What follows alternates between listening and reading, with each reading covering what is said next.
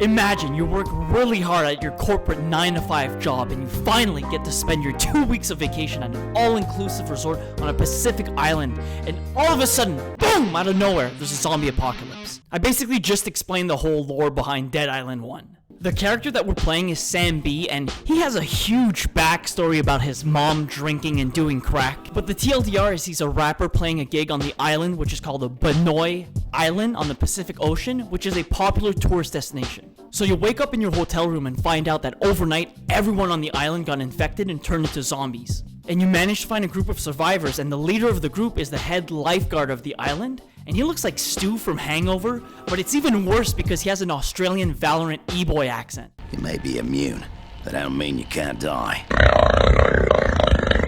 And he tells you the classic zombie movie trope that you've been bitten but haven't turned into a zombie, so that means that you're immune. And because we're immune, he asks us to explore the island and to liberate the lifeguard outpost from all the zombies inside. So you walk around the island killing a bunch of zombies, and honestly, I'm not even mad because the combat's really fun. The hand-to-hand combat is extremely fun and satisfying. And then you get to your first boss fight of the game. And one Molotov later, the lifeguard outpost is now yours, and the survivors come over and take refuge inside the building. And then this is the part of the game for some reason where I become an errand boy, and I have to talk to one guy that makes me talk to another guy that makes me talk to another guy that makes me talk to another guy.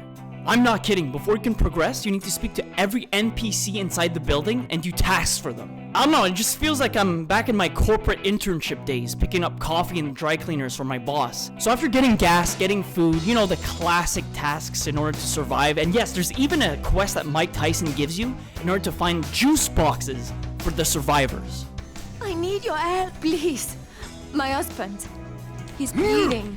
Can you help me? I don't care. As soon as you said husband, I don't care. I don't care. I don't care. Stu from Hangover tells me to bring the truck to a mechanic in order to reinforce the car and turn it into a tank against all the zombies. So you talk to the dying mechanic who tells you that he got bitten and doesn't really have that much time until he turns into a zombie himself. And he says, yeah, I'll reinforce your car, but all you have to do is protect my garage from the zombie attack. And while I was defending the garage from a bunch of zombie waves, I really wanted to point out this clip that I'm going to show you, just because you know how in every video game, the main character says the same 4 or 5 voice lines? You know what I mean. You know, my character keeps saying the same voice lines like, how did that feel? And, ooh, I know that had to hurt. But he said one voice line that he said only once at that specific moment, and I was absolutely shocked. God dang! That bitch was huge!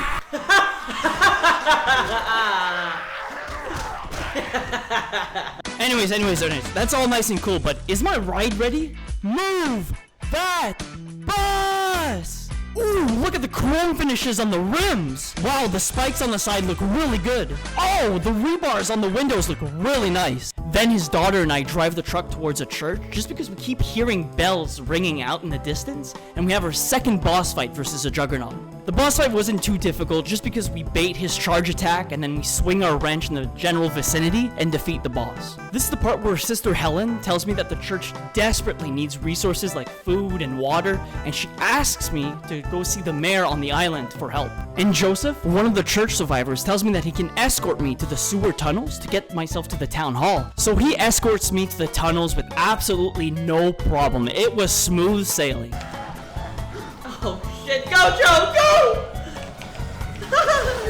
Once I make it to the sewers, I have a boss fight against my YouTube boss Zoil if he ever had to turn into a zombie, and it was a difficult boss fight just because he kept spawning in a lot of zombies, and he also had a barf attack that was very annoying to deal with. But once I finally killed him, I was on my way. So we meet the mayor, and he refuses to help people outside of the town hall, and he tells us that we could maybe find some food at the supermarket, but the problem with that is they're all guarded by dangerous gangs. And boy oh boy was he right, just because we got into a big shootout in the grocery store, and once we defeated them, we got back to the town hall only to discover that it's been overrun by zombies. So we bring back all the supplies to Sister Helen, but Mike Tyson calls us over the radio and he asks me to come back to the lifeguard station just because someone on the radio is trying to contact us.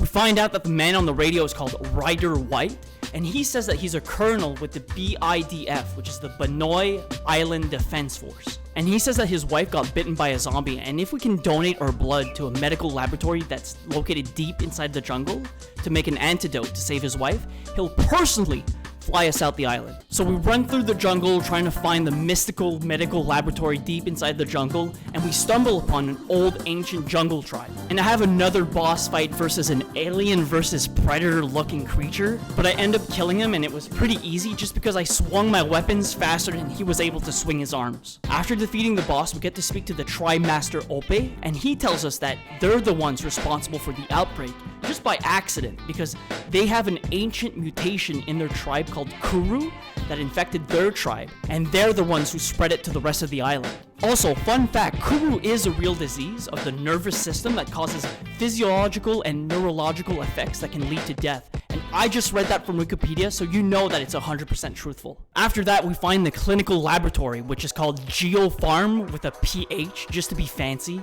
And we find Dr. Kleiner from Half-Life, and he tells us that he can create an antidote with our blood sample, and while he's creating the antidote, we become the errand boy around the laboratory. So we go around doing the classic quests of turning on the power, getting some food for the scientists, and also bringing some chemicals to a scientist for some reason. But once we get back from our final errand, the laboratory got run over by zombies. So we search around for the antidote, and once we find it, we contact the mysterious man over the radio that tells us that he's the colonel for the island army, and he tells us to meet him on the island's prison rooftop.